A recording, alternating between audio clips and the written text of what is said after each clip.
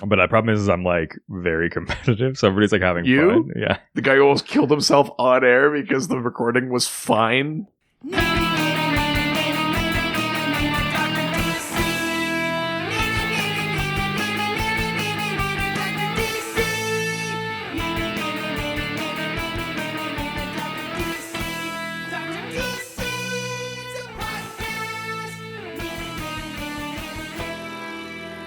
Welcome, residents, to the Dr. DC podcast. My name is producer Richard, and across from me is the doctor himself. Hello. Each week we talk about the weird and wonderful world of DC and just fielding questions from listeners like you. Are you alright, buddy? I was thinking about the sound production of last week again. Oh, he missed. Oh, that's so much worse. Lucky for me, I have a clone of Richard. Oh, hi, I'm human. Or, you know what we could do? I should have taken a page out of the Dick Grayson book. You just missed with the bullet, and now you're back, and now you're Rick. Producer Rick. Oh, yeah. R.I.C. Hell yeah. Producer Rick. Oh, that's my new persona. Hell yeah. Yeah, I don't remember who I am, but I know I love audio. Hell yeah. Producer Rick. Kicking ass and recording podcasts. Yeah. And I'm all out of podcasts. This is almost like a Raging G drop. Don't tease me with a good thing. Yeah, sure. Sorry. We only got a couple pieces of news this week. What? All right. And they were the same piece of news, basically. Well, hit me with the news. Hit me with your best news. Fire away. We got two updates on the CW's Crisis on Infinite Earths. Yeah, we sure did. It's the minor one is that there's some Black Lightning characters that are actually going to be in this. Yeah, it's funny because they were very specific in saying characters from Black Lightning. They're not saying Black. I mean, I can't imagine. It's like just Tobias. Like, I can't imagine it will be a non-powered guy. Although I will never stop laughing. If I swear to God, I'm gonna. If only Gamby makes it, I'm gonna. What would that sound like? We need to stop the anti-monitor. I've made a suit. It's double-breasted. I'm also a tailor. The Flash, can you run fast? Oh no, Cisco, you made a tailor dampener.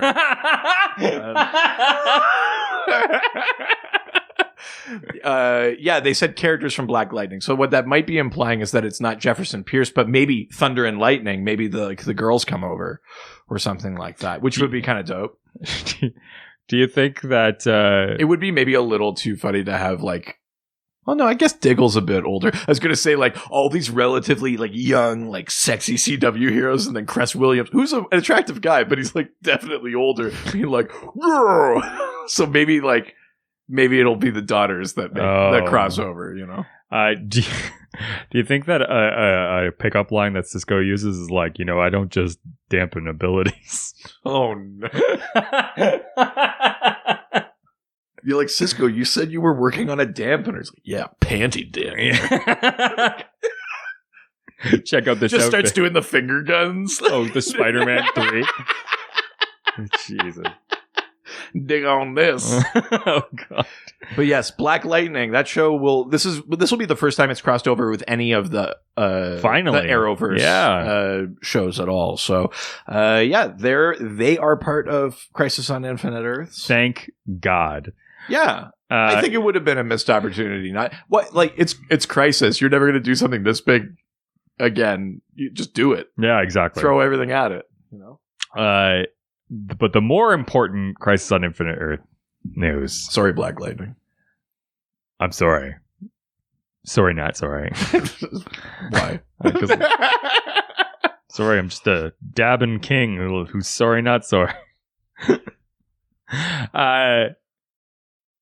Who I would consider my Batman. He's most people's Batman. Kevin Conroy plays old Bruce Wayne. He is going to be in Crisis. That's playing fucking- an older Bruce Wayne. That's fucking insane. I saw a very funny thing. It's coincidental, of course, but someone was like, Kevin Conroy voiced Bruce, obviously, in the cartoons.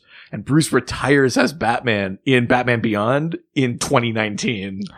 Oh. Like, that's meant to be the year that he stops being Batman. Oh. And then he's now going to be actually playing Bruce Wayne in 2019 in Crisis on Infinite It'd be Earths. awesome if they had a Batman Beyond. Yeah, like who knows? Like maybe like the announcement is him because he's a name, right? But maybe there's like a Terry McGinnis. That would be with him. insane. Who knows? Like so many things could happen. We know Burt Ward is in there, but is he playing?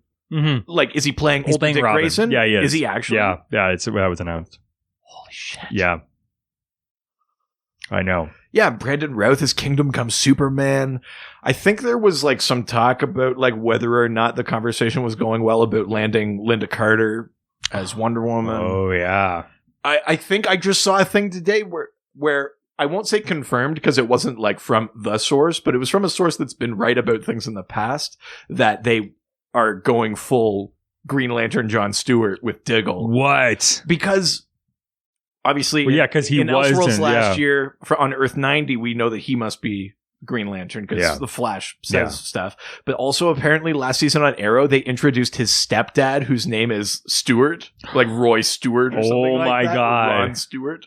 So, like, they're setting up the, like, in the way that they did where they were like, oh, my mother's maiden name was Garrick. You know, like all that kind of stuff. Yeah. They're setting up those, like, multiversey things. So, like, yeah, we're getting like Superman, Batman, possibly a Wonder Woman, a Green Lantern, you know, lots of flashes. It's happening. Do you think we're gonna get all the Wells? Maybe multiple Wells. I'm still waiting on like Smallville announcements. That Like a Luthor. what like, the fuck is Tom Welling doing anyways? Luthor, or like any of the other ones, you know, like even I'm waiting. Tom's not doing anything. Even the Come on. Smallville Oliver Queen, you know, like get him in there. I think I just saw him in the trailer for that new Blumhouse horror movie. Really? Yeah, you know, the one where it's like the rich people hunting like human beings. Oh no, I haven't seen that. I think he's in there. But yeah, like I'm waiting for some Smallville announcements because we haven't gotten there yet. I think it would be cool if they got like Terry Hatcher, like get a Lois Lane in there. Dean Cain can fuck himself. But yeah. Jeez. Yeah, I mean, Crisis is just turning into like all of the things that I like want it to be. Just like a bunch of fan service, a massive story. They're bringing in Marv Wolfman to co-write it. He wrote Crisis on Infinite Earths. Like, That's and crazy. he's gonna like co-write this thing. So I mean, even the fact that like he must at least tacitly approve of the fact that they're doing. You know, it's not like he's sitting in a corner being like they're fucking up my story or something. So Wow. yeah, I think it's going to be dope as hell. And it's sort of, it's 5 episodes long. The first 3 will be in December. And then there's the Christmas break. And then the finale 2 are in the beginning of January. So we actually have to like, there'll be like a 2-week period or whatever where we're like, what happened? Oh my god, that's amazing. It's going to make me insufferable at family Christmas parties. So A little off topic, but did you bring your hard drive today? I didn't. I couldn't find it. But I brought a USB key. I didn't know what you were giving me. The boys? Oh, sure, yeah. Might have room for 1 or 2 of them. I'm gonna have to find a way to give you more, I think. Yeah. Legally, of course. Yeah, of course. Yeah. I just mean to yeah, there's no way for me to say this. I was like it should be just one sustained beep over that Yeah. whole conversation. You're into it, eh? I want to just spoil a little piece of it that I watched today. It is a book. I don't know how only much of it's actually from the book. I think it's relatively close. Because there's a scene where like the Superman kind of guy, Homelander. yeah. So he was sent to go save, like him and the Wonder Woman lady basically are sent to go save a bunch of people from like terrorists on a plane in the middle of the Atlantic Ocean. Right.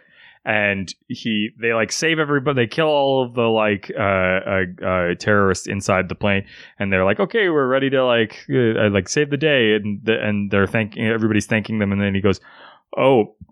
Well, the Wonder Woman lady realizes that there's terrorists still in the front of the plane. Right. So they go in there, and the terrorists like pull a gun, and so they end up like killing a terrorist, but also pulling like laser beams through the control board. Right. And both the pilots are dead. Right. And they're like, "Wow, we can't fly this in. Guess we just got to go."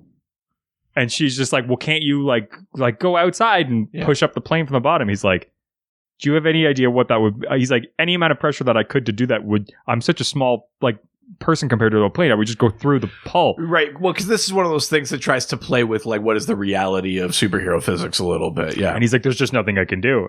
And she's like, "But maybe we can try to like bring them to the ground." He's like, "I'm gonna go back to the ground and here 127 times." No, that's not going to work. Are you going to choose which ones live and die? And she's just like, "Well, no." He's like, "Guess we got to go then." And he's like walking through the plane being like, "Hey, I'm going to save you guys. Don't worry. You're all going to be okay." Yeah. And they're just like, "Why are you leaving?" And he's just like, "Oh, I'm going to save you." And then they all try to start clambering up. And he's like, "I'll fucking kill you if you get close to me." And it's the darkest thing I've ever, yeah.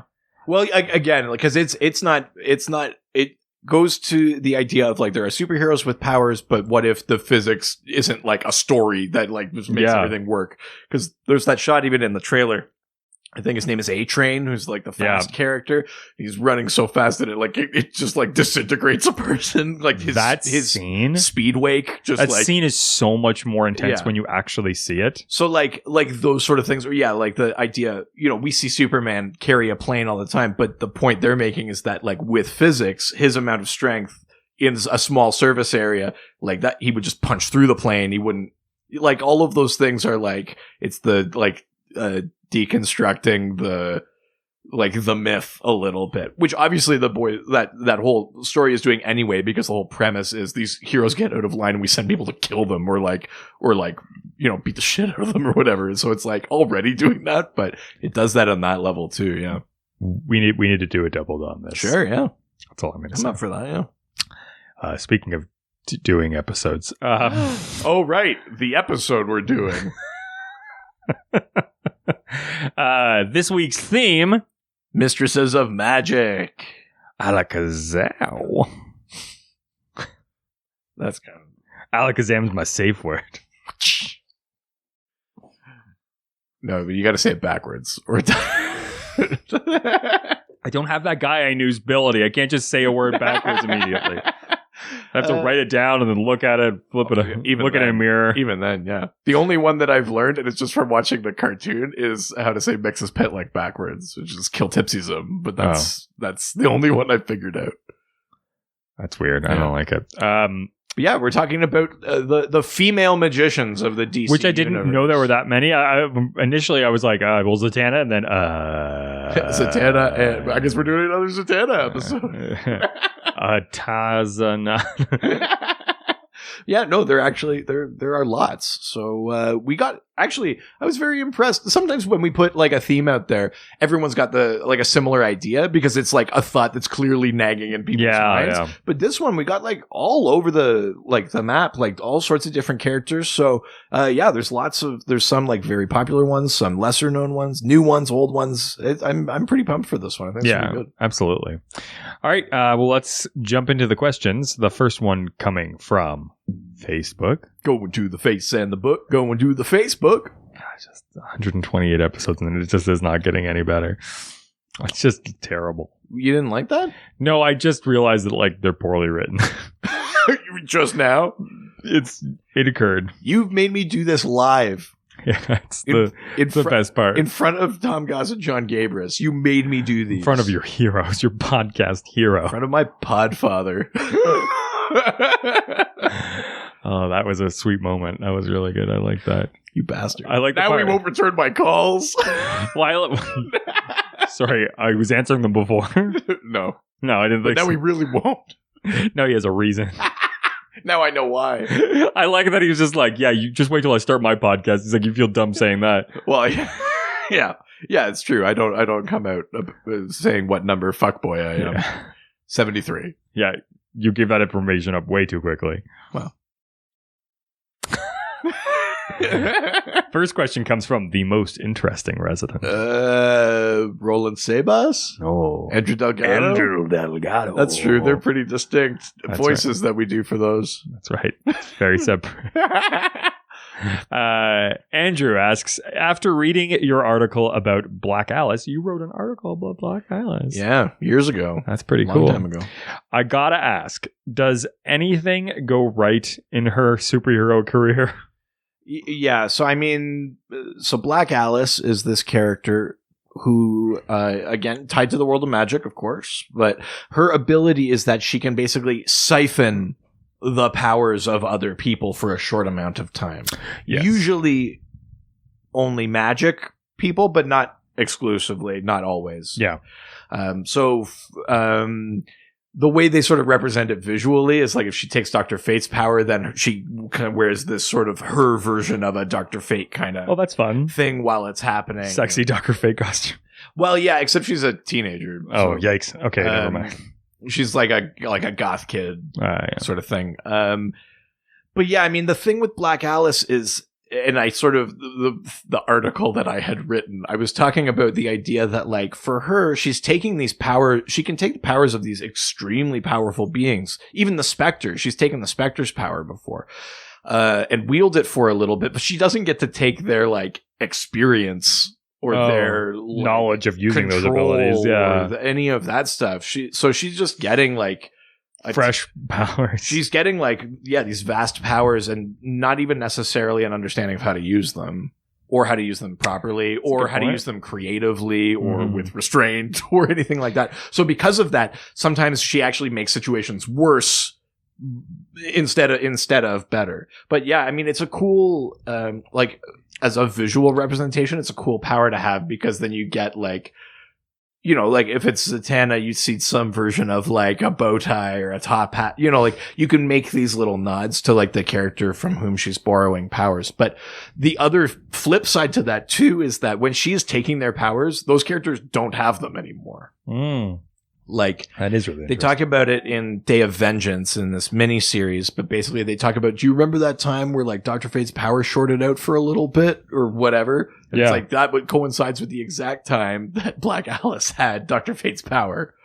So it's not like she's copying. It's not like a replicating or mimicking thing. It's that she's literally taking their power from them, using it for a short period of time, and then it gets relinquished back to them. She doesn't get to decide either that, like, I'm going to hang on to this forever. She just loses her hold on the power eventually, and it goes back. Oh, that's awesome. But yeah, she, you know, she's a teenager. So all of those things that we talk about with some of the other young heroes is, you know, about like having to learn how to use your powers, or learn like judgment, or like the wisdom versus knowledge kind of conversation.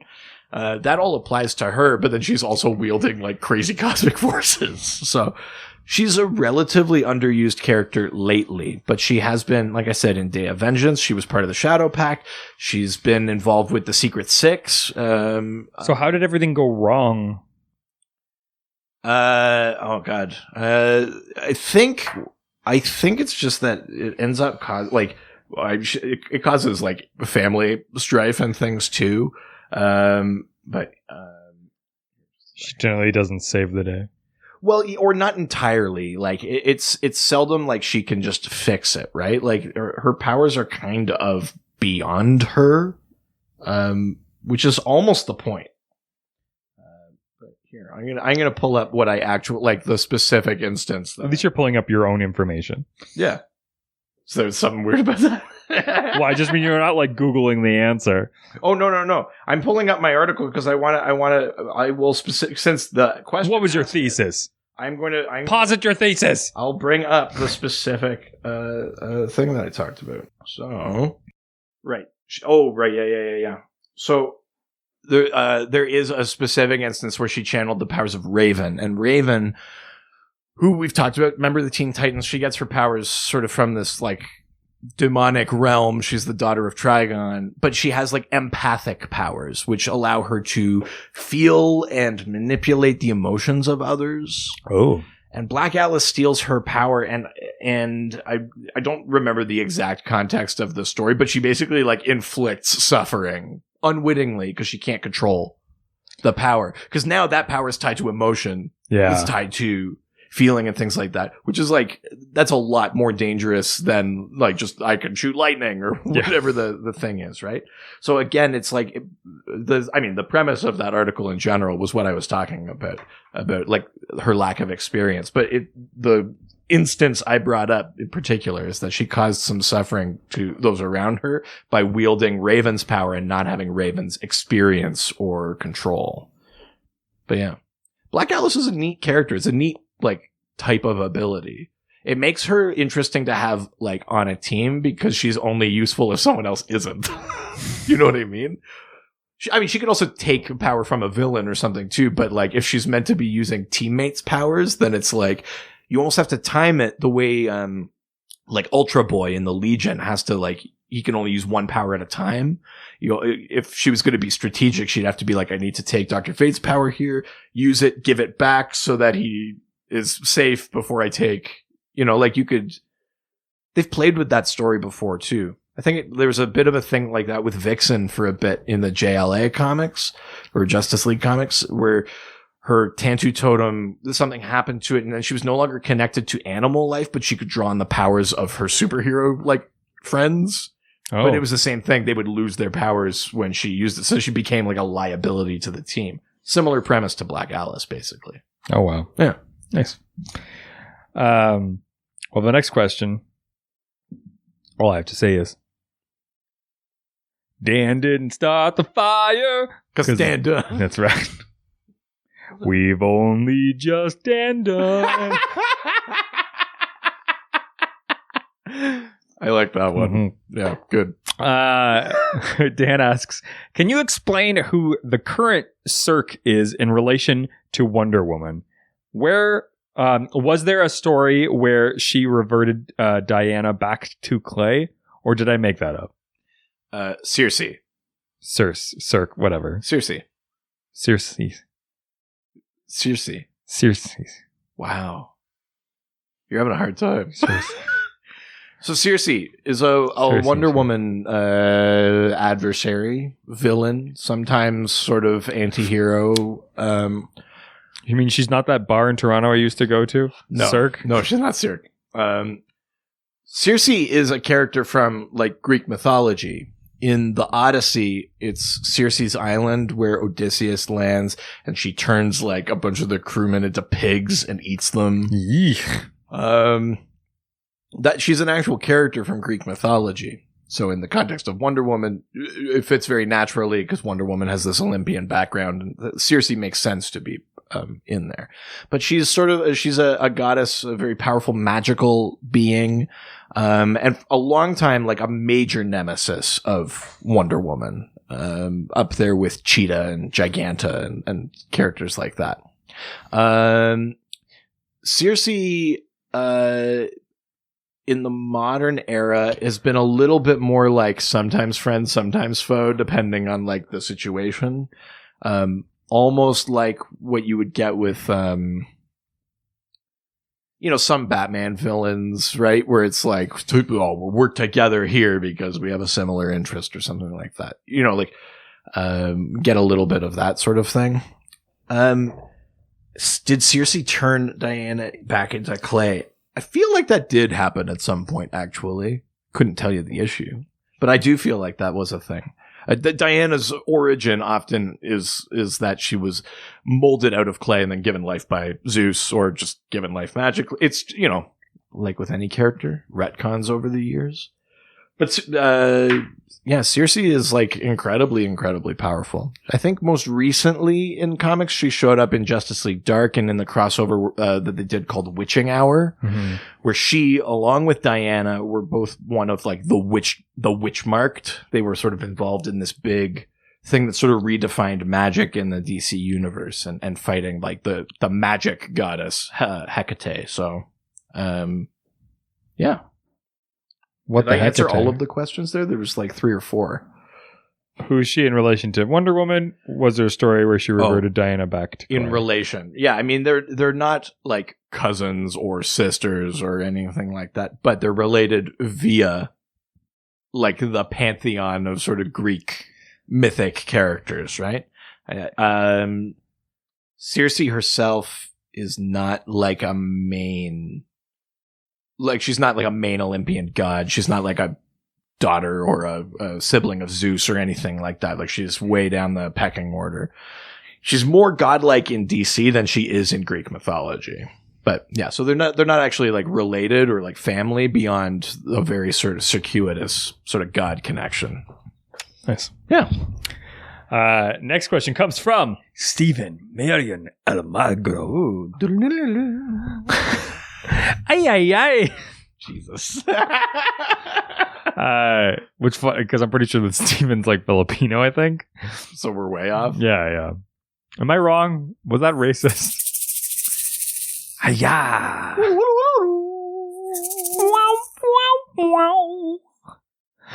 Not since Kid Caballero have we had such an offensive drop.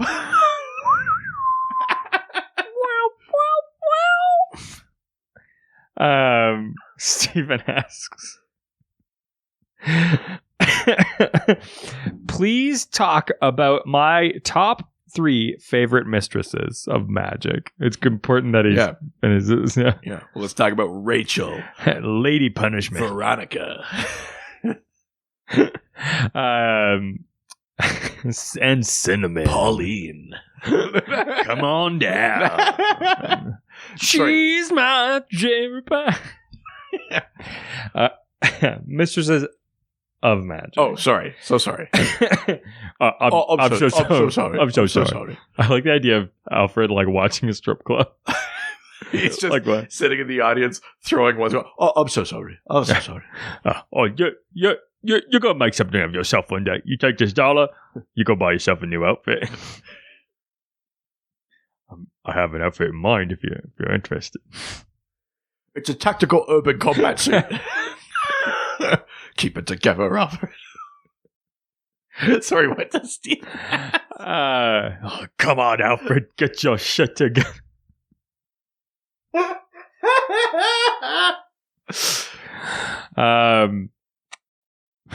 The three mistresses are Madame Xanadu, okay, Tala, right, and Silver Sorceress. Sure, Silver Sorceress. So Madame Xanadu. Xanadu. There you go.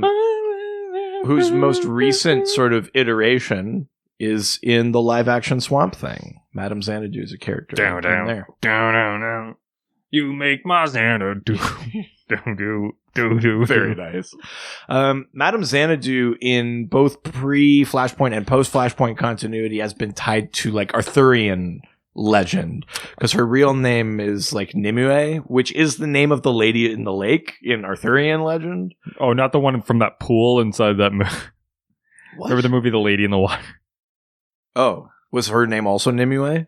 No, but she was because that would make sense if it was a lady in the water. Yeah. So in Arthurian legend, Nimue is the one that like gives Excalibur and stuff like that. In DC, there was there's always retcons, but for a little bit, her story was that on their way to deliver Arthur to Avalon, which was like Arthurian afterlife, she like jumps overboard in the water and swims back to shore, which is like kind of their like lady in the lake thing of her. But basically she has magical power that's sort of tied to that era. She knew Merlin, she knows Jason Blood, aka Etrigan, all of those characters that are tied together from then. Her main powers are like things like precognition or fortune telling. Yeah. Or things like that. I mean, she's demonstrated lots of powers. She's immortal, obviously, if she's alive from that era. She has had other sort of, levitation, all these other kind of magic powers. But what she's really bringing to the table, her area of expertise is fortune telling, tarot reading. Yeah. But using the actual magics of the world to do it properly, not as a sham. Oh. But like Zatanna, she also, as a business, just reads people's tarot. Like Zatanna is a stage magician and does real magic. And Madame Xanadu, has, a fortune teller shop, but also, legit tells fortunes. She's an incredibly powerful, sorcerer or magic user. Basically so powerful that in Day of Vengeance, she, Phantom Stranger, and Dr. Fate are the first 3 magicians that the Spectre takes out of commission, because the Spectre's like, you guys could cause me trouble. I'll go after you first. So yeah, very powerful. Tala is, speaking of Phantom Stranger, a sort of longtime adversary of the Phantom Stranger. She is sort of a demon who is the leader of this group called the Dark Circle, and she's usually either possessing people or trying to bring about the apocalypse. Those are depends on the day. It's like one or the other. But she was actually she's from a different plane of existence, and she's accidentally released by Dr. 13, who is like a supporting character in Phantom Stranger stories. But she was kind of into the Phantom Stranger, so every time she would possess someone or try to start the apocalypse, she'd be like, "Oh, hey, stranger!" Phantom Stranger, yeah. Oh, hey there, Phantom Stranger. Give her the old Phantom Stranger. So that was kind of their thing. Tala, in the modern era, hasn't shown up, especially. I don't even know if she's shown up post Flashpoint, but she had a pretty major role in those couple of seasons of Justice League Unlimited. In that cartoon, Tala is a major part of Project Cadmus, and then the Secret Society of Supervillains, working with Grodd, and then with Luthor, and then with Grodd again. She's killed basically at the end of that series, but she's a pretty major character in that show, which is kind of neat because she's a relatively obscure character everywhere else. The last one, Silver Sorceress. We've talked before about Earth 7 and 8, which are meant to be the Marvel analog universes. Earth 7 is what they call the Essential Universe, which is meant to be the Ultimate Universe. And then Earth 8 is meant to be the 616. Silver Sorceress is the Earth 8 version of Scarlet Witch. Oh, really? Yeah. She's the Silver Sorceress instead of the Scarlet Witch. Yeah, that makes sense. That's the short version of it is she has very powerful magic, can cast spells and all that sort of thing, but she's basically meant to be a DC version of Scarlet Witch from an Earth that's meant to be Marvel, where there's Machine Head instead of Iron Man and the Behemoth instead of the Hulk. She's the Silver Sorceress. She and Blue Jay, who's that Earth's version of Ant-Man, and one other character make it to the main Earth after their Earth is destroyed in sort of a nuclear holocaust. Yeah. And then she ends up sort of on the Justice League for a bit. This is in the 80s ish, 80s, 90s kind of era. But yeah, very powerful sorcerer. But again, a little bit more obscure because at the end of the day, even though they did have stories that involved those characters, they're should we be putting energy into our Marvel knockoffs, or should we be yeah. So there's a little bit of that.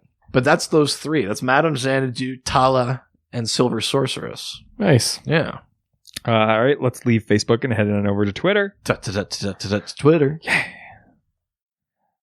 Twitter.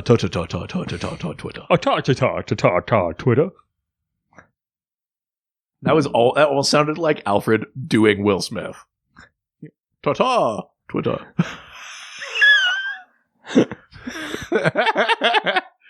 In West Philadelphia, born and raised. On a playground where I spent most of my days. I moved to Bel Air to be a butler. Chilling out, max, and relaxing all cool. I was shooting some b-ball outside of the school. This feels like one of those things that Jimmy Fallon would be he'd be backstage begging me please, Michael, it'd be funny if you did this on the show. And he'd be like, oh, fine. Okay. When a couple of guys who were up to no good, they were starting making trouble in my neighborhood. It does kind of feel like... So then I called the Batman and they were all dead. So I walked them down the alley. Give them a pop. That's when my mom said, I gotta go and stop. You're moving with your auntie and uncle in Bel Air.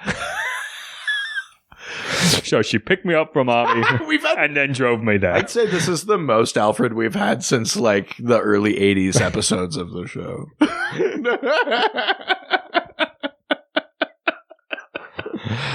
Oh, that's good. Who's on Twitter? Speaking of singing. Rise my baby's reviews, the kind you find on a second-hand podcast. We're getting better. Wow, at it, you're getting fancy. Yeah, Getting cocky, I would say. I think it is. This is what happened when my band used to like play live a lot. Right? Is I would start getting like bored of the song, so I would start really like. Is this why you have so many bands? I had so many bands. Oh, even more to my point. Yeah. That's I would start like just throwing on a bunch of extra like solos and licks into things, Right. Or I would start like going towards the end of a solo. You Axl Rosed yourself. Oh yeah. Like I would go towards the end of doing a solo that I normally would do, and then I'd look at them and give them a look like, no, keep it going.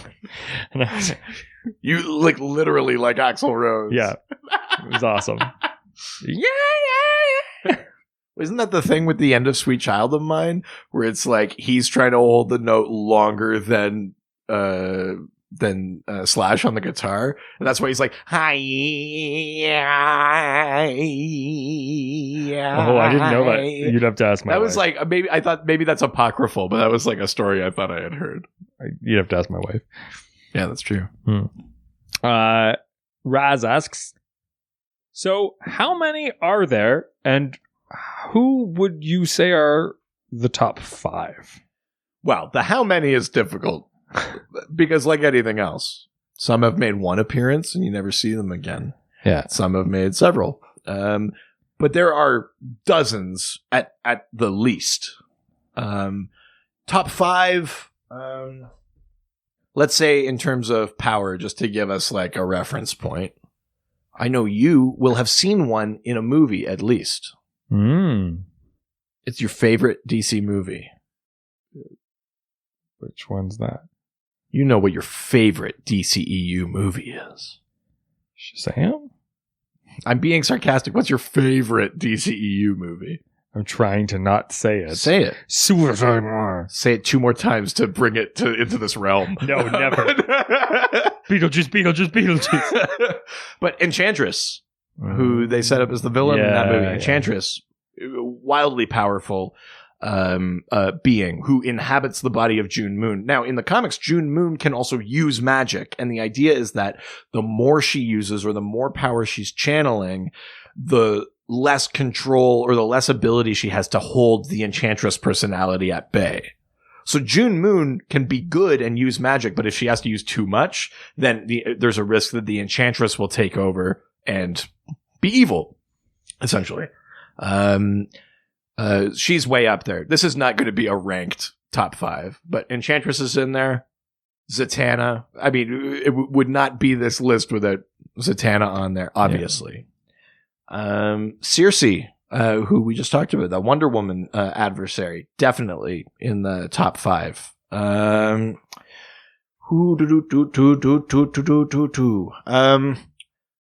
I might be slightly stretching the magic thing, but if we're talking about things that are connected to the worlds of magic, I would say someone like Abigail Arcane, who becomes the avatar of the Rot, basically the equivalent of Swamp Thing, but to Rotten Decay.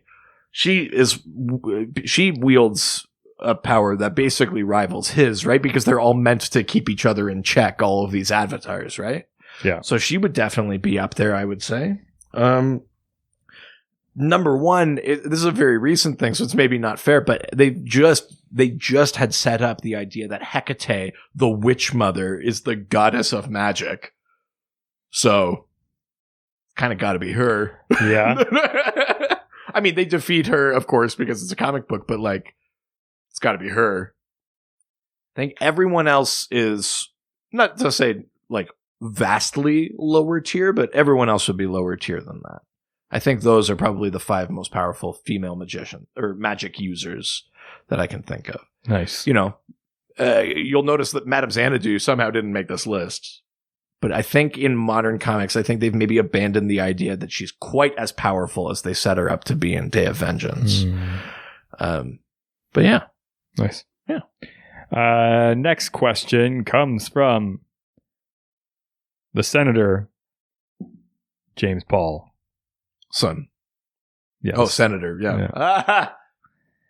Good old 2 names himself. Do you think this is good enough as a drop? I feel like The fact that like there's just never going to be a good one, does that count as one? I feel like you start asking questions like that, you're really digging yourself a hole here. I want to get really meta about this. Yeah, no, I just mean start out talking about quality and if things are good enough. And Well, yeah, I mean, you barely made it to this week, so. No, put the gun down. It was from the computer mic and not the mixer. Let's at least get to 150. Then you're gonna have to And call. then there in the middle of darkness, there you can do it. Then you have to call a 5150.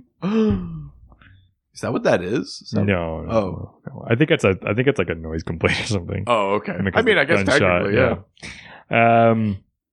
Or I don't know what it is. That's probably not true. James asks, where do you place Anna Fortune in the power rankings of female magic users in the DC universe? Also, what do you think are the limitations or advantages of her spell castings fired from her gauntlets? Guess what? That's not a typo in the question. It's spell casings.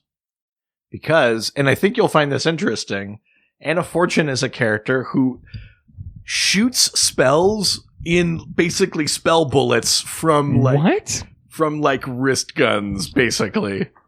Okay. She's like Magic Deadshot. Sure. Yeah. So she showed up in a series called JSA All-Stars. So sort of tied to the Justice Society. She has ties, or had in that story, ties to Dr. Fate. But the idea is that she can wield some magic on her own, but if it gets to beyond a certain level, like her magic is relatively weak, Yeah. she has to cast stronger spells. She has these like enchanted, basically, for lack of a better term, like shells or bullets that contain like magic and spells and things in them and hexes and stuff. And then she can fire them like a gun. And that's how she can cast more powerful spells. It's basically magics that have been trapped in these sort of like enchanted artifacts, basically. So Anna Fortune like literally like shoots magic. Jeez. Yeah. It's kind of a neat idea. That's pretty think. rad. I like that. It makes me think of, in the first Guillermo del Toro Hellboy movie where he's got the different bullets with the different like things that go in the gun. Kind of makes me think of that a little bit. Yeah. That makes sense. But yeah, I mean, that character wasn't around very long. She was maybe in like 15, 16 issues. That's cool. And then I think she died. But yeah, essentially the idea is that she could do some low-level magic. Anything beyond that, she had sort of trapped some magical essences or some spells or things that she would like literally shoot them from a gun to cast these spells, which is, yeah, it's odd. I kind of like it though. It's like it's just a different like setup. It almost feels like Dial H-y a little bit, yeah. The Dial H version would be that you'd have a 6-shooter and you wouldn't know what was in it, but it would just fire different things. I like that. That's fun. That would be like I should. I know. What are you doing? That idea just flew out the window. I know. Jeez. Into the sun. So, what are the limitations of those abilities? Well, I guess the limitations would be whatever those enchanted bullets or whatever are capable of containing. Yeah.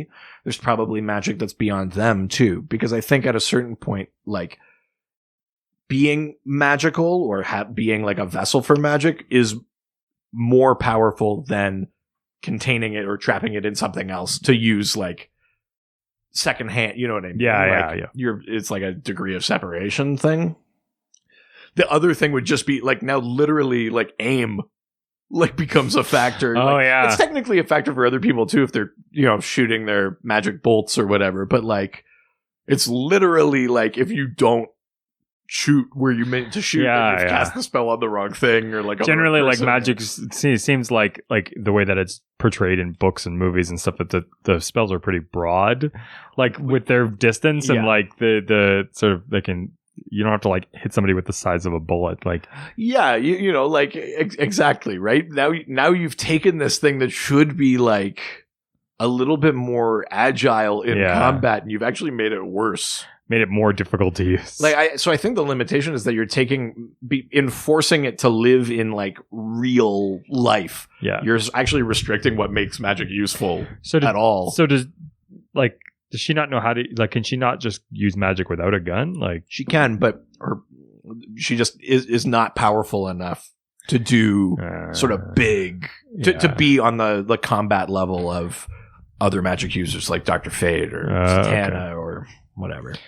You know, it's like anything else, right? Like, we don't see them all the time in comic books because it's not super dynamic, but like there are multiple comics that allude to the fact that there are way more metahumans than there are superheroes or villains, right?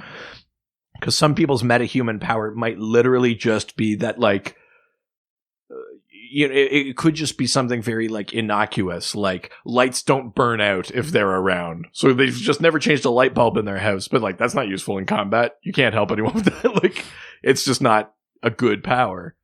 I think the same thing is true of magic, right? That there are people that get little eensy bits of magic. They can do little things. Maybe it's good enough to, you know, be slightly more convincing in an argument, but they're not like full on mind controlling people. They just don't have that ability. Yeah. Awesome. Next question comes from Batzam. Oh, dark. My parents are dead. I know we've talked about it before, and I've watched it so many times, but I recently again rewatched Teen Titans Go to the Movies. One of my favorite bits is they're filming like a Batman v Superman type movie, and they go like, all right, here we go, and they get the rain going, they go, and action. First thing that comes in, he goes, what's your mother's name? He goes, Martha. I go, my mom's name is Martha. And they hug, and he goes, wait, what's your father's name? Like, Jonathan. He's like, mine's Thomas. They just start fighting again. So funny. It's one of my favorite scenes in that movie. That's really funny. What's your mother's name? What does Batzam ask? Batzam asks, is there a limitation to the powers of Zatanna? Could she say, oh, good fuck. Could she say Nano to Pirk a Otni Nam Tab Nrut and it work? Right. I'm just going to remind myself. I believe it's turned Batman into a Kryptonian. Into a Kryptonian. Kryptonian? That's Right. So, yeah, the question is, right. Can Zatanna literally say anything backwards and make it work?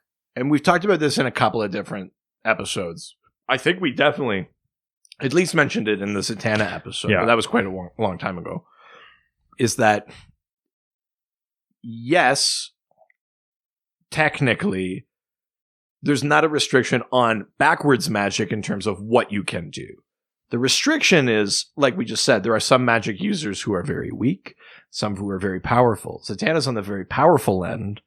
The only restriction really for her, I mean, she can't just say like, undo crisis backwards and then it like, you know what I mean? Like that's beyond her, definitely. Or, you know, she can't say like sun explodes or shit like that. But there are circumstances in which she could gain enough power to do something like that. But it's the magic thing of at what cost? Yeah. Magic is always like, it's like a monkey's paw thing, right? Where it's like, there's always a balancing act. It's a equal and opposite reaction somewhere. Does she have to sacrifice her soul? Is she giving up, you know, could she explode the sun, but then also not have the power to save everyone? Or, you know what I mean? Like, there's always a flip side. So just resting levels, yeah, there's a limitation on what Zatanna can do. But in terms of like writing comic books and story, when you get her to do something like bigger, more difficult, more complex, more cosmic, then you're like, now we're tapping into like the massive sort of scales of justice of the universe sort of thing, where it's like, you know, to do that, do all of the Zatannas on all of the other Earths die? You know, like that could feasibly be a thing, right? You know, in a comic. So there's always like it's cost and consequence. That's the magic thing, right? That's in Constantine stories all the time.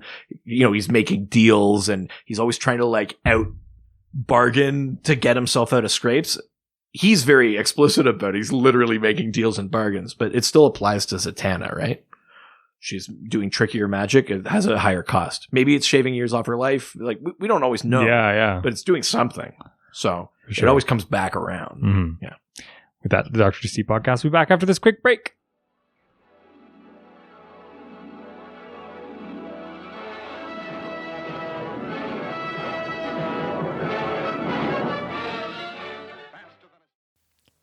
Hey, residents. It's producer Richard here. Just wanted to take a quick break in the middle of this podcast to talk about our amazing sponsors, Great Lakes Grooming Co. Just want to talk to you about a couple of different products that I actually use almost every day. I just used a peppermint lime lip balm. It's awesome for chapped dry lips. It smells really good. You don't get that weird sort of like thick goopiness that you get from some chapsticks. It's great. It's super affordable and definitely something that I cannot sort of exist without. The air is very dry up here and I definitely need a lip balm all the time. The other product is the Noble Selves hairstyling cream. I've got pretty thick hair and I tend to have a hard time finding hair products that work really well. Either they're too thick and they get sort of like stiff in my hair and feel really hard or whatever, or they don't hold strong enough. And then I have to put a ton of it into it. So it becomes expensive as well. This has like a medium to light hold, but honestly, it's got a super soft feel and it actually does the job that it needs to do. It holds my hair in whatever position kind of I want to put it in. It's perfect for everyday use and casual styles. It is a water-based styler. You're not getting a ton of those terrible chemicals that you would with some of the off-the-shelf stuff. But because of that, it washes out super, super easy. Great Lakes Grooming is meant to be easy to use, ready, rain or shine. It's one of the only like sort of styling companies that I actually can continuously go back to, and it's something that I used before we even got a sponsorship. All their products are purposely designed and environmentally responsible in Canada. So if you're here, great, much less shipping. If not, it's totally worth the cost, and it's actually super affordable. If you're from America, you got that American dollar, so it'll be even cheaper for you to buy. But they like to say it's ready for adventure wherever one may find themselves. So whether you're where we are, up in the Great Canadian North, or down in the American South, wherever it may be, you guys can definitely count on these products to be great, no matter how you need to use them. And for you lucky residents, we have a 10% off that Great Lakes Grooming is going to offer on any regular priced products. All you have to do is go to their website, www.greatlakesgrooming.com, and just use the promo code DRDCpodcast. So remember that website again, www.greatlakesgrooming.com, and just use the promo code DRDC and then just podcast. Now back to the show.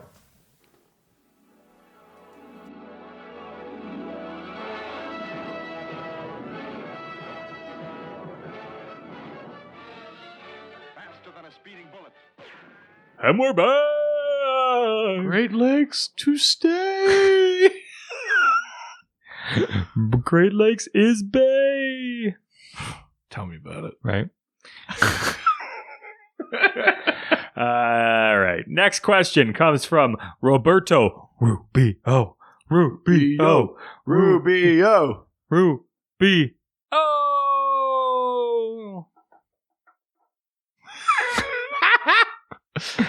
I almost lost control there. Yeah. Panda Man. What? He says Pan the Man. I didn't mean to say it like that. Yeah. Yeah. Didn't. It's just, I didn't love it. Just genuinely how I say it. Quick, what was this question? I'm trying to leave space so I can edit that. Oh, sorry. Edit point. There we go. Does the Nightmare Nurse count? What's her past, and why can she use the same backwards magic Zatanna uses? Right. Nightmare Nurse is like a relatively new character. She's like post Flashpoint. she's her name is like Asa, like ASA, and she's a demon. She's from hell, but she's not evil.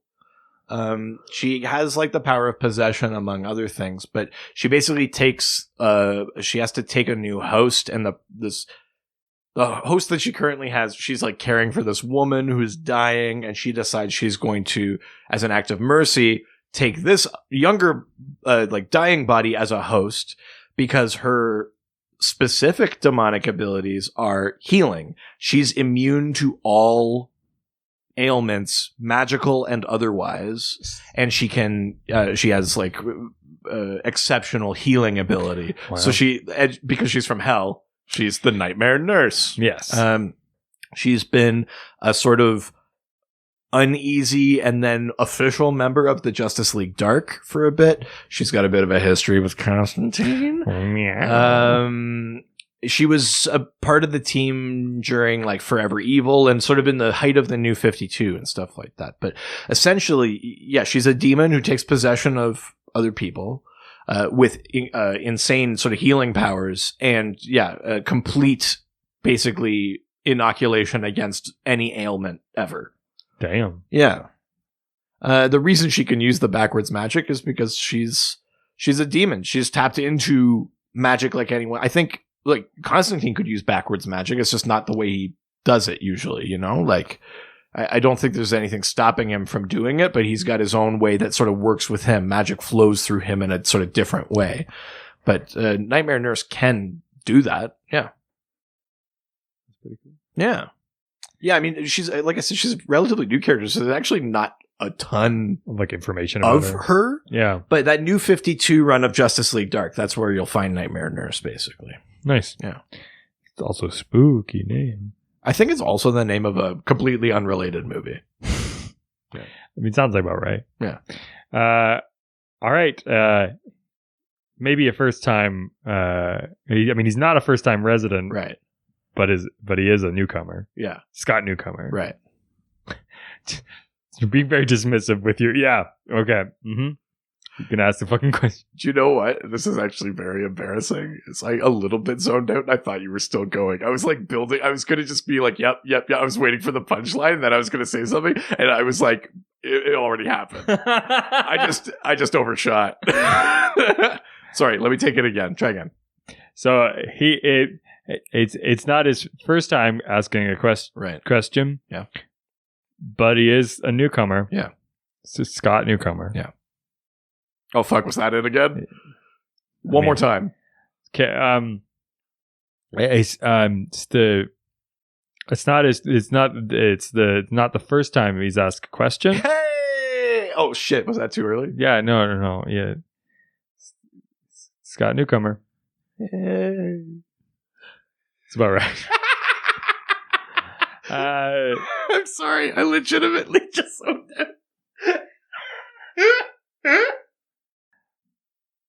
Wow. Scott Newcomer. Hey, it was like you the first time you watched The Lion King. Oh, no, it was not like that. Trust me. Newcomer. God damn it. Well, why would they draw them so sexy? Touche. Well done.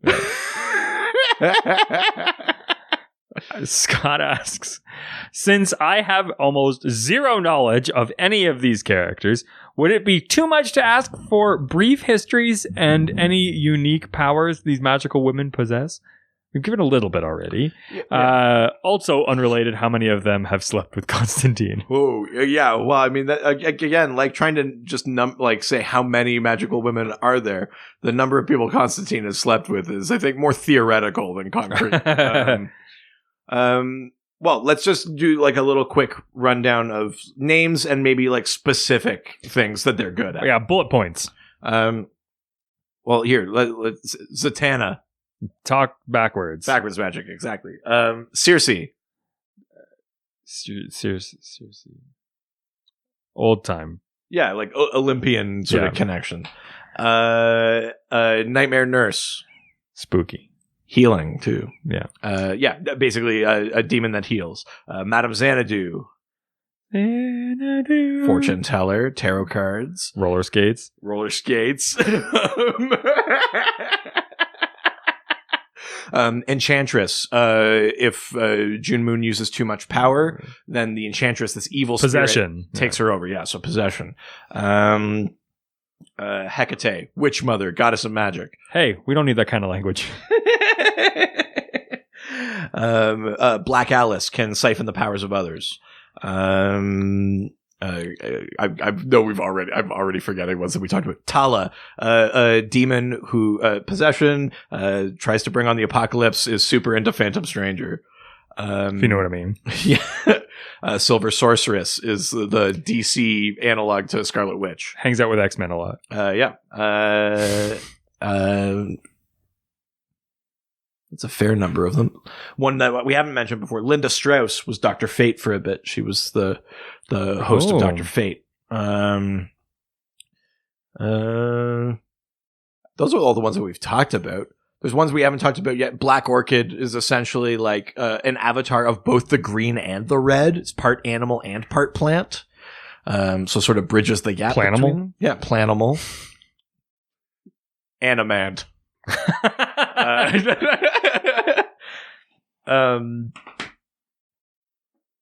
Yeah, I'm trying to think. I mean, there are so many more magical women than this, but just off the top of my head, ones we've talked about and things like that. That's the brief rundown. What was the other part of that question? Woman. Just how many slept with Constantine? Oh, yeah. One of the ones, a picture that I put up, Morgane Le Fay, who is also like Nimue, like tied to Arthurian legend. In Arthurian legend, Morgane Le Fay is like a main nemesis of King Arthur. Yeah. But Morgana? She's also, yeah, exactly. She's also in DC. Did you ever watch the Merlin TV show? No, I know you're super into Super fucking into it. I like that, like, mythology, though. Like, I read these books that were like, it was like a 7-book series, and it was like the fall of the Roman Empire up to King Arthur times, and it tried to do like a realistic kind of version of things where like magic was just like science they hadn't gotten to yet and stuff like that. It was kind of neat. I like that. Yeah. Yeah, it was kind of a neat series. I'm super into all that kind of stuff. But yeah, Morgane Le Fay, that's a pretty big one. Nice. Yeah. How many of them slept with Constantine? Oh, God. Half? Jeez. That seems like a good answer. I like to think of them as half full. Of Constantine. Yep. Next question comes from Dave Rossi. Dave! Dash will turn off the podcast. Seriously. Turn it off. Not that this has been especially salty. I don't know. I talked about cum already. That's salty. So made me think of it. Dave, please, God, Dash will tell me that this is off. Yep. Dave asks, the Fearsome Five have always seemed a little C-team. Speaking of cum, C-team to me. C-team is not the cum team. And just prove it. I just want to prove it. I want to put this out there. You've already used cum man. You can't use cum team as a It's the Avengers of cum.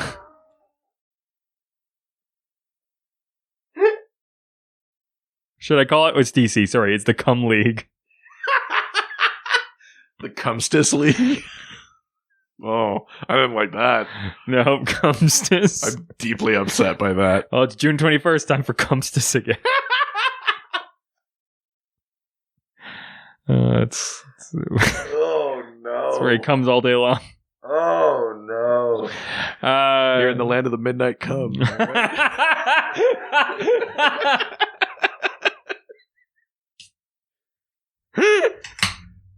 Strange things done. I'm sorry, Robert Service. Apologies to the estate of Robert Service. Come from the land of the white snow. With the men really like to blow. Wow.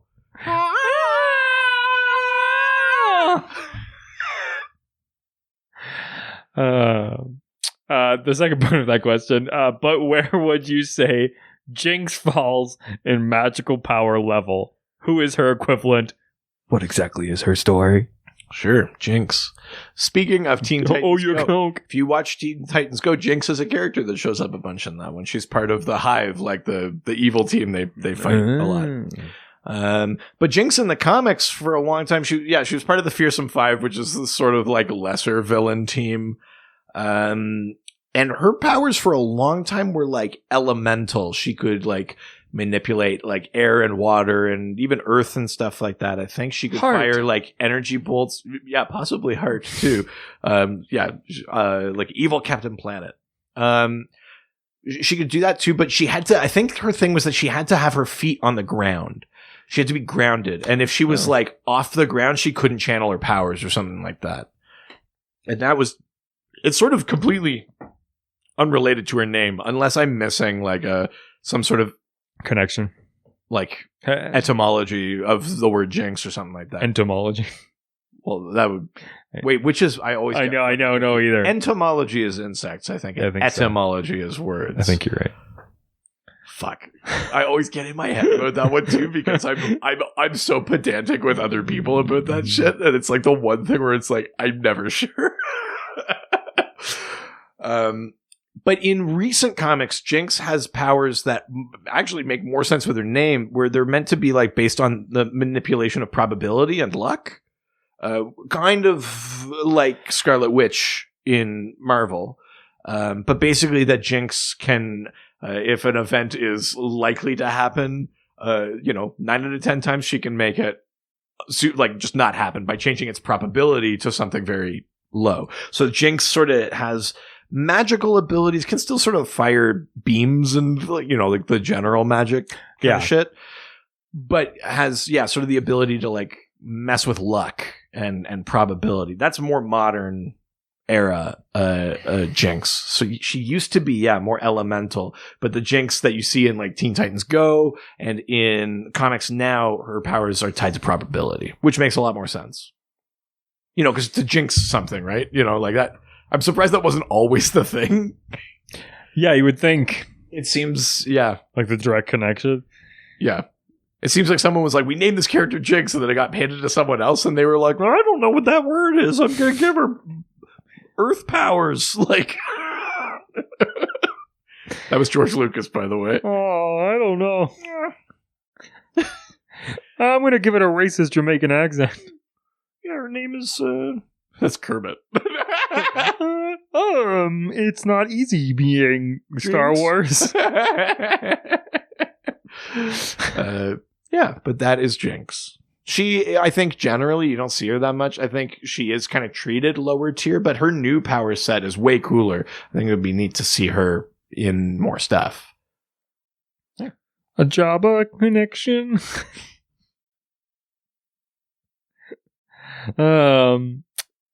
It's time to say farewell to Twitter and sail along the skies of questions. Wow. Keep going. Only to where's it going? Once again land. Yeah. In the land. Where are we landing? Of email. Chucking the email. Hopping from a female. Michael. Oh yeah. I missed you so much, my buddy Jake. It's good to see you, Michael. So good. We're here to introduce the emails. I check the email. I hope it's from a female. I hope so too. Michael and Jake away.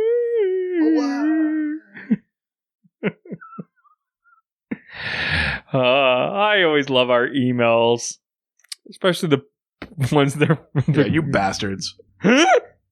We know you can put a fake email in.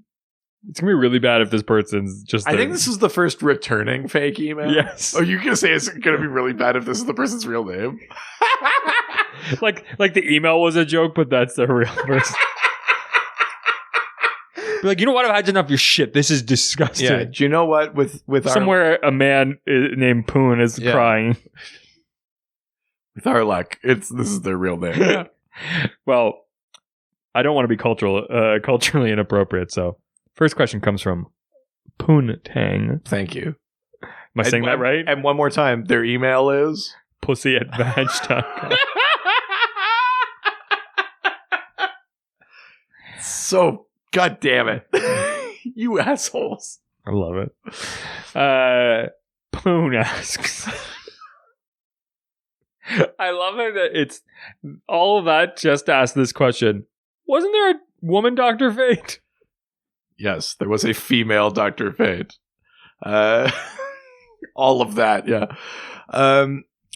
So there was a 4-issue Dr. Fate miniseries in the 80s that basically handed the mantle off from Kent Nelson. He stops being Dr. Fate. He was the original one on the Justice Society and all that stuff.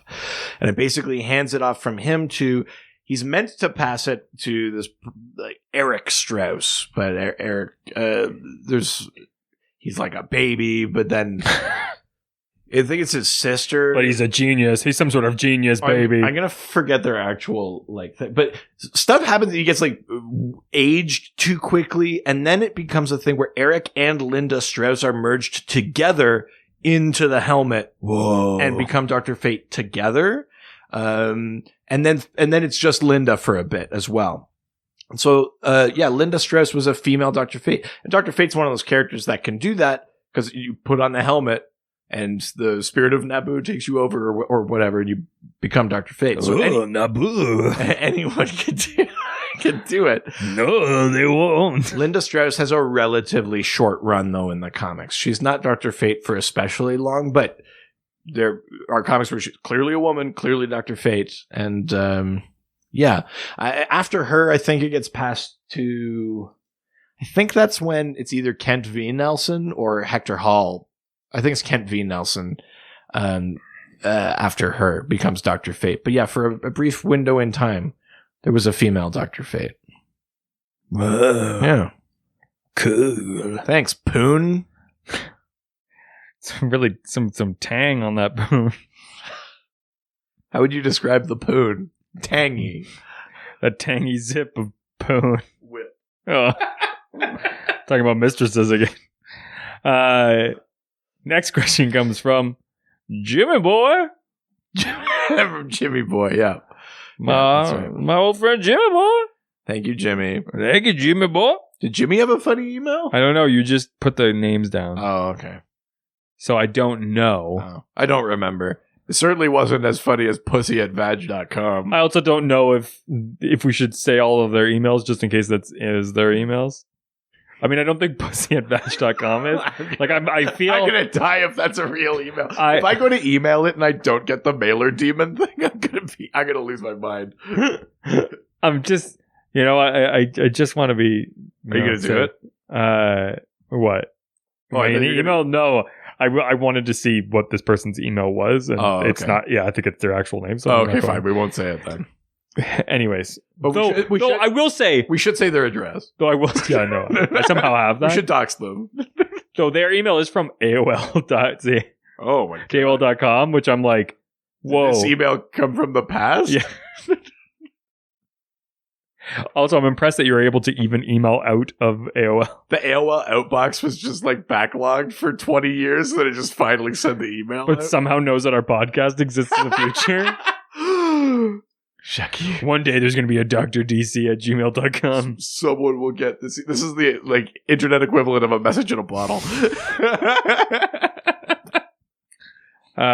Jimmy Boy asks, Jimmy Boy, does Black Orchid count? Yes. Cool. Next question. Black Orchid. That's a character that we've talked about. Why wouldn't Black Orchid very count? Briefly. So Black Orchid, there's been different versions of her. The current one, basically, and sort of tied to some of the pre-Flashpoint ones. The idea is that she is both tapped into the green and the red. So unlike Swamp Thing, who is just channeling the green, just plant life, or unlike Animal Man or Beast Boy, who are just tapping into the red, just animal, like Black Orchid is in both. She's sort of meant to be like a bridging character, a symbol of cooperation, all those sorts of things. But those natural kingdoms, they are magic based. Black Orchid has been a member of the Justice League Dark. She has, I mean, if you count the previous versions and versions that have been retconned out of existence, she's been around since like the 60s or 70s. She's like a a relatively long-standing magical character. But I think in the animated movie, they made Black Orchid into something different. It was like the personification of like the House of Secrets or the House of Mysteries. Mm-hmm. But that's not really how she is in the comics. She's basically the green and the red personified. Really? Yeah. She's plant and animal. Planimal, as you put. Animant. So yeah, she totally counts. Nice. All right. Next question. Well, we're leaving email and we're heading out over to Reddit, where everyone's nice and no one's ever mean. Not even once. First question comes from the other doctor. It's Dr. Hoot. Dr. Hoot. Hooty hoot. Woo hoo. I love this question so much. I don't actually remember what this one was. Should I be concerned? Recast hit 90s pop group Spice Girls. Ooh, right. With DC's Mistresses of Magic. I want you to go first. Based off the discussions that we've had so far today. So let's go. I'll name the Spice Girls. You tell me who you think goes in as their replacement. Scary Spice. Does Witchfire count as a... Yeah, Witchfire would count. Yeah. Yeah, Witchfire has basically sort of, if I'm remembering correctly, like demonic kind of fire powers. That's what I feel Scary Spice would make That's sense. a Scary Spice one? Okay. Sporty Spice. So this is the one I'm having challenge with. Okay. I'm going in between Madame Xanadu okay. and Zatanna. Oh, okay. But I think that Posh should be Zatanna. Just because of the garb?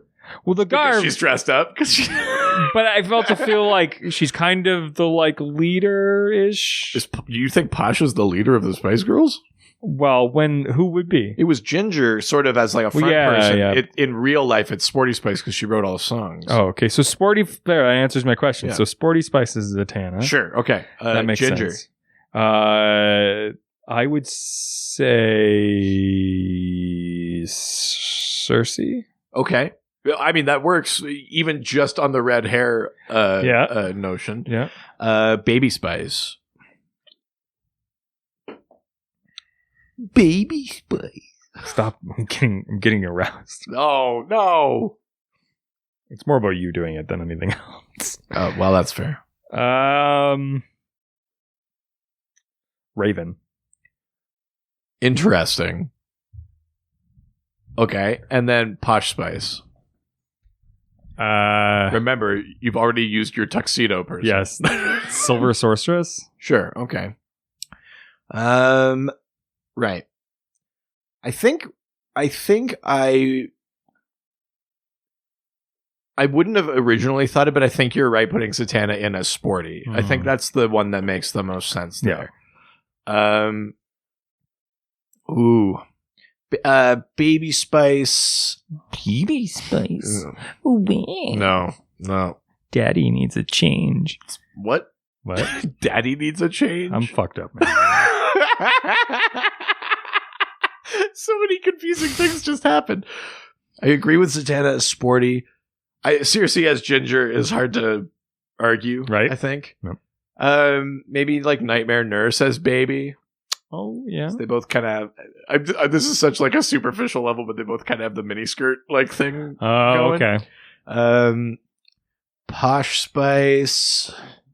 Ooh. Maybe Tala, I think. Yep. Posh Spice.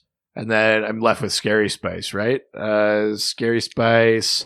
I'm going to say Hecate the Witch Mother. Ooh. Because what's scarier than that? I defy you. I told you, watch your language. Yeah. Language?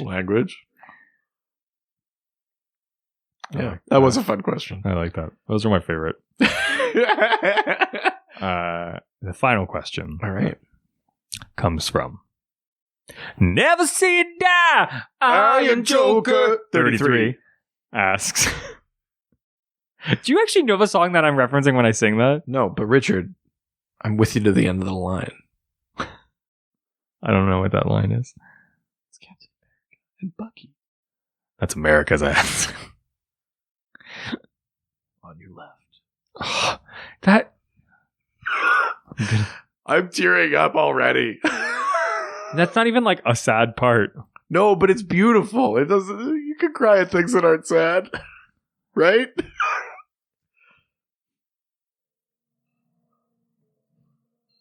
What are you doing? I'm playing something. Is this an ad?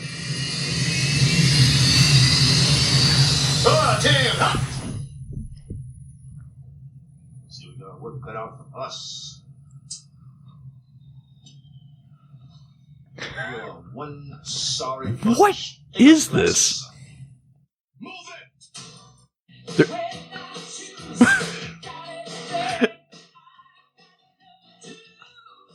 This music video is literally a montage. Yep.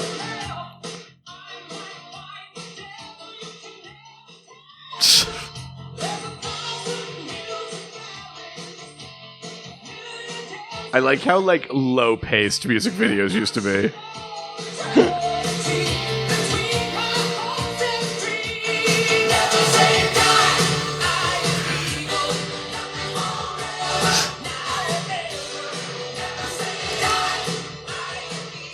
Do you know what's funny? I hate to give you credit, but this is actually a way lamer song than how you sing it. You sing it, and I was like, that sounds like a cool song. And now watching that, I'm like, that song's pretty bad. You actually do a better job. Oh, I never say die. Iron Eagle. Yep. Nice. What What does Iron Joker ask? 33. Who was the earliest magical woman in DC Comics? Who is one that deserves more stories written about them? Well, I mean, the women of DC all deserve more stories written about them. Do you want to stop pandering now? Do you hear me? I love women. Oh. What? Hey, who runs the world? Girls. That's right.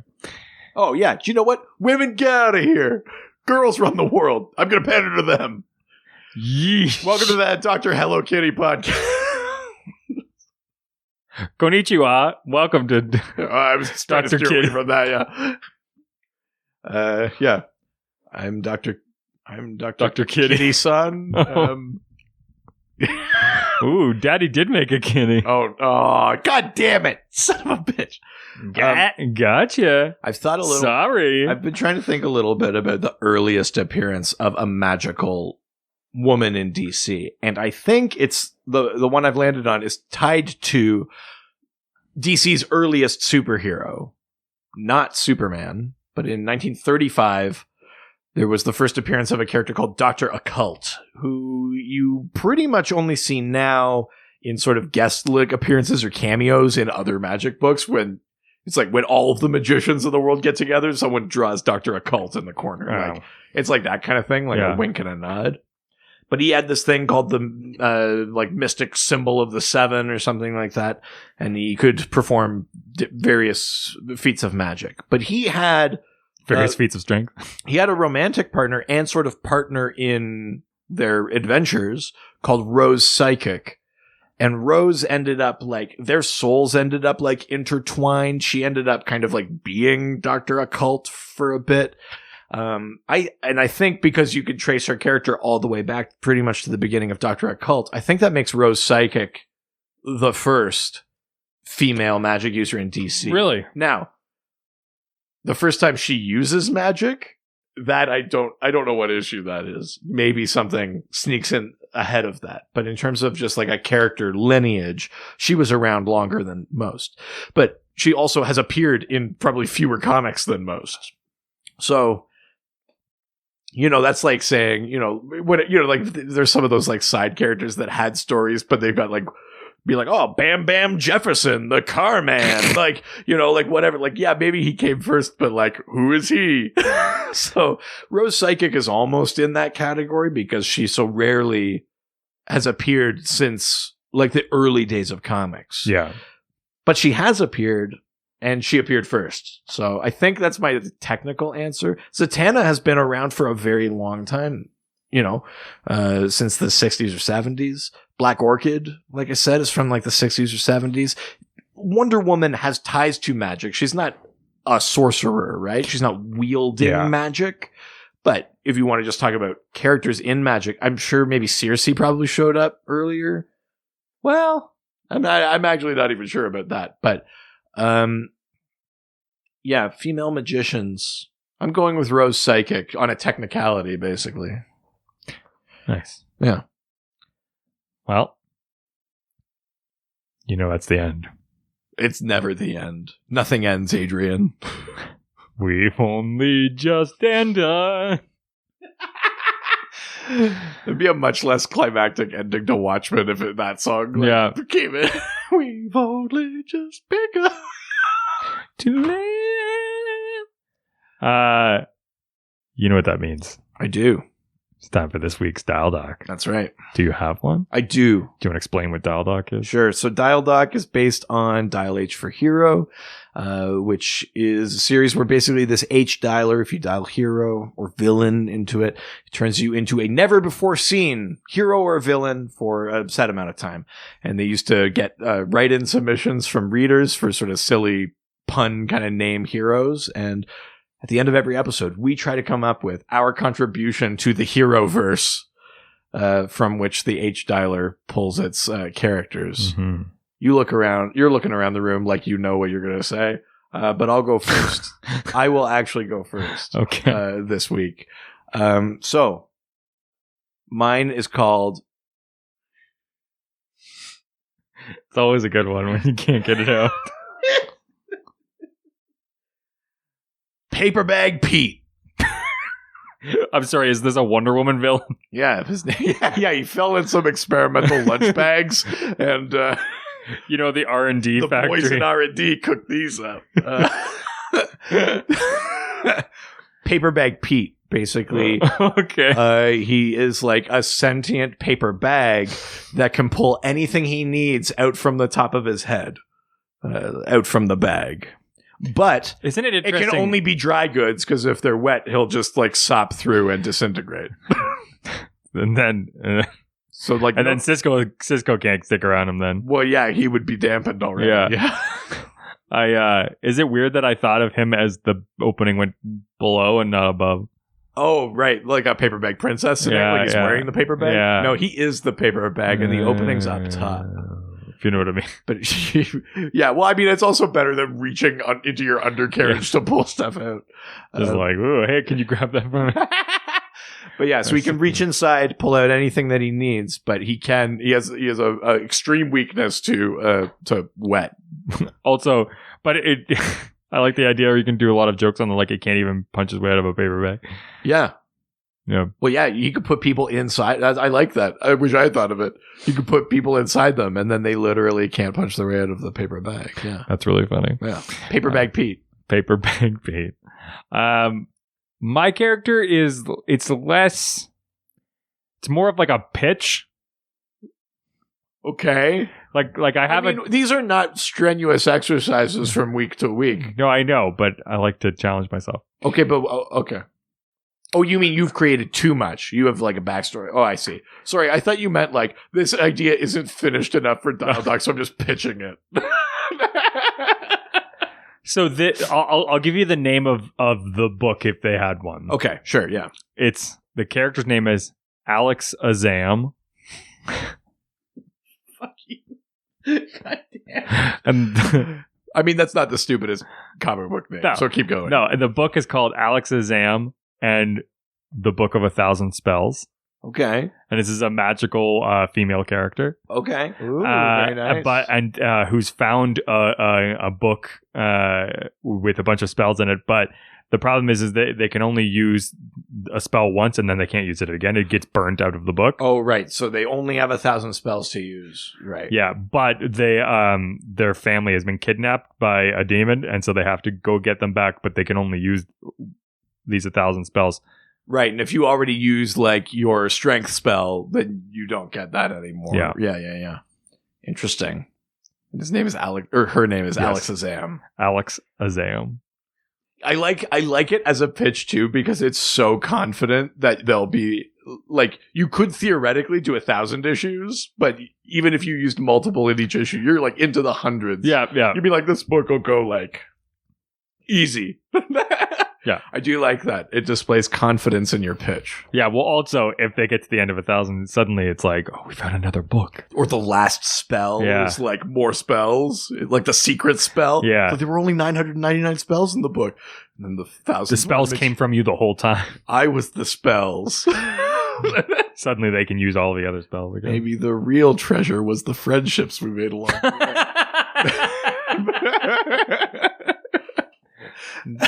So that was the real magic. Wow. My God. I would love to hear what I've loved hearing. Yeah. The keep them coming. You guys keep the sending characters you guys can come up with. I always love them. Some of you really like making them. Keep it coming, man. I love it. I mean, they're But also, with few exceptions, they're always better than ours. my one concern though is that they're starting to take ideas that are really good, and I feel like I'm running out of options.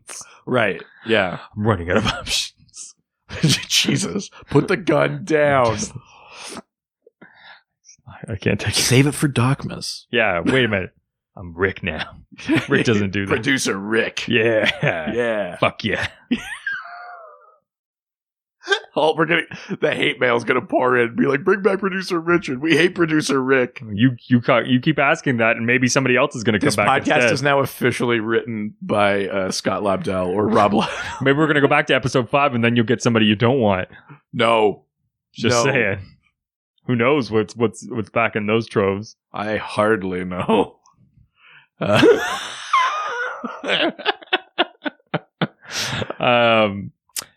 Anyway. Send your dial docs Yes, to us. please. Hashtag dial docs. Send them on Twitter, on Facebook, on Instagram, any of those spots. Reddit. If Wow. any of you have artistic talents and you want to like post it to our like subreddit, like do that shit. If you're inspired by one of our amazing characters. You know what? If you need to like make a comic from these because they're so Yeah. good, If you want to take our half-baked shit and make something good out of it for us to exploit, then please, by all means. Careful what you say. There's going to be like Scientist DC podcast that comes out next week and it's going to be slightly better than this one. Oh no. They took our half-baked idea and made something quality. They made a better, Yeah. it's the exact same podcast. It's just they do it better than we do. You know what? I could use the Mondays You know what off. that makes me think of? There's a thing in Flight of the Conchords in the show where they say they're New Zealand's 4th most popular folk parody duo. And they're just behind Like of the Conchords, which is their tribute act, but they're more popular than them. Oh, that's really good. I like that you just blew past all having to do all of the. Well, no, we'll get to it. I just wanted to let people know you can do that with dial docs, too.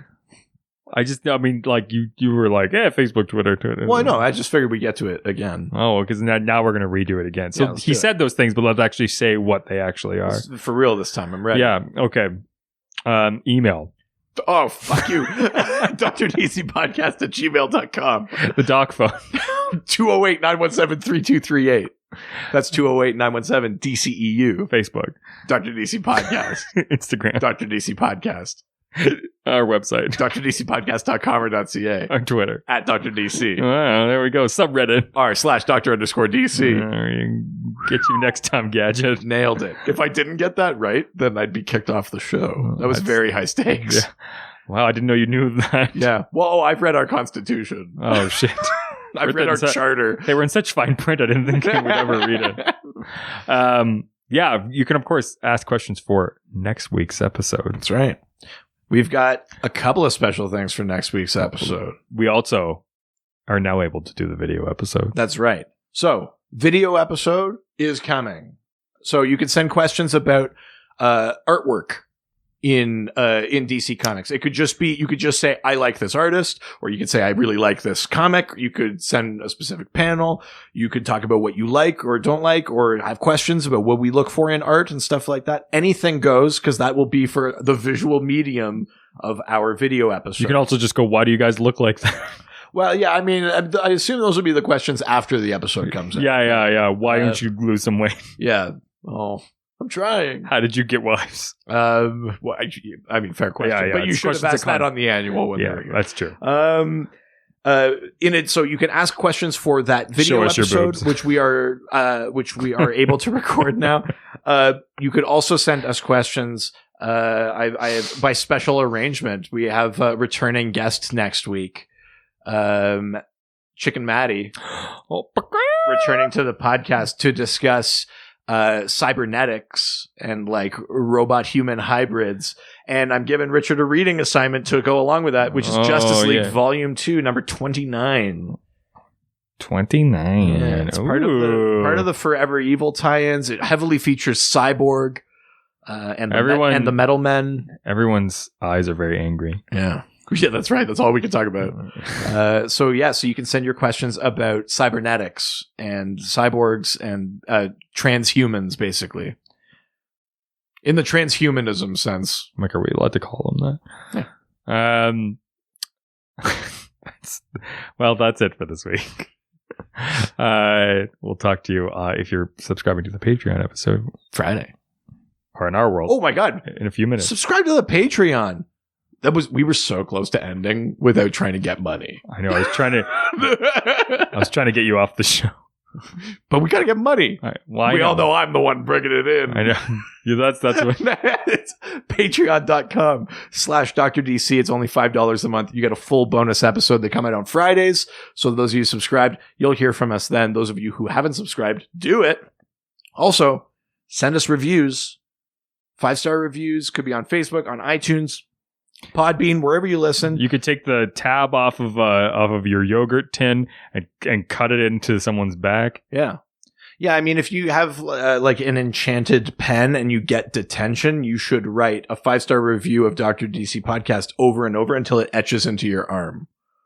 You should find a bunch of your friends like they do at like sports games and like each write a letter of a 5-star review for Dr. DC podcast and bring it to a sports game. Yeah, definitely. You should absolutely do that. If you're in the White House press corps and you're sort of exhausted by like how insane your job has become, just use your question time to spout a 5-star review of the Dr. DC podcast. It's no less incoherent than whatever else is coming out of that room. Yeah, go to the hospital and request for Dr. DC, and when they don't do that, you start explaining what a great product that Dr. DC produces. Yeah. Or you could also do that in the form of Yelp reviews of hospitals, and just Dr. DC. My God, does he know his stuff? Your newborn child, if you could name them Dr. DC, have the birth certificate printed in and send us a photo of that. Well, I would specifically like their name to be a 5-star review of Dr. DC podcast, and then their like middle name to be the review. Oh, yeah. So you have to use a bunch of hyphens, I think. But if you did that, that'd be great. When we get to 52 reviews, Richard and I are getting tattoos. Hell yeah. We're getting each other's faces on each other's dicks. As voted on by you. Do I have to get a second tattoo there then? Yeah. So is it just like because you got room? Well, don't you know? I guess, I mean, I already have the front face. I guess I could get a side profile. Yeah. Cool. I actually just have like your mouth's already around it. Oh, no. Yeah, wow, because, it's where it belongs. I can't think of a more horrifying tattoo than like a face where like the dick is the nose or something like that. Like if someone like a clown and then just tattoo your dick red. That's pretty horrible. I guess it's just as bad as when someone turns it into like an elephant trunk and turns. Yeah, I mean, yeah, literally, yeah. We'll see you next week. Ciao, ciao. Adios. All the superheroes, they always fight for what is right. Live with danger and adventure, they are men of might. This was a Brain Freeze podcast.